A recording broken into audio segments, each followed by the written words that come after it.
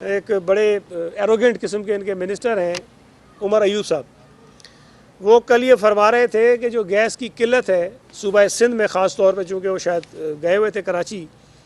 وہ صوبائی حکومت کی وجہ سے ہے۔ مطلب اس سے بڑا بھونڈا مذاق اور کیا ہو سکتا ہے؟ وفاقی حکومت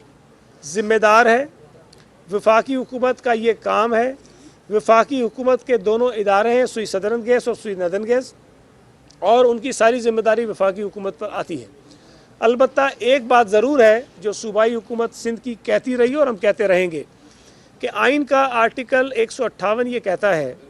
کہ جس صوبے سے گیس پیدا ہوتی ہے سب سے پہلا حق جو ہے گیس پر اس صوبے کا ہوتا ہے، کہ باوجود اس حقیقت کے کہ صوبہ سندھ تقریباً 70% گیس پیدا کرتا ہے، ہمارے ہاں گیس کی لوڈ شیڈنگ بھی ہوتی رہی، ہمارے ہاں گیس کی بندش بھی ہوتی رہی، لیکن ہم اس پر خاموش رہتے تھے، اس لیے کہ چلیں ملک کے لوگوں کو گیس مل رہا تھا، لیکن یہ بھی آئین کی خلاف ورزی تھی۔ اب اگر یہ سوال جو ہے عمر ایوب صاحب کو برا لگتا ہے تو لگتا رہے، لیکن یہ میری خواہش نہیں ہے، میری بات نہیں ہے، یہ پاکستان کا آئین کہتا ہے، جس کی پاسداری کا حلف میں نے بھی اٹھایا ہے اور شاید عمر ایوب صاحب نے بھی اٹھایا ہے۔ ساتھ ساتھ انہوں نے یہ کہا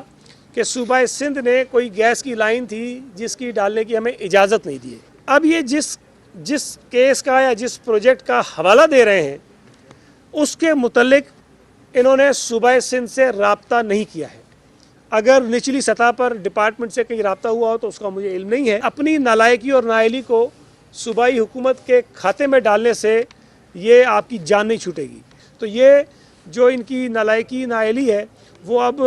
حکومت کی معاملات سے نکل کر عوام کی جڑوں میں بیٹھ گئی ہے اور لوگوں کی زندگی انہوں نے جو ہے مشکل میں ڈال دی ہے۔ کتوں کاٹنے کے کیسز جو ہیں وہ باقی جگہوں پہ بھی ہوتے ہیں، لیکن بہرحال ہمارے ہاں کے جو رپورٹ زیادہ ہوتے ہیں،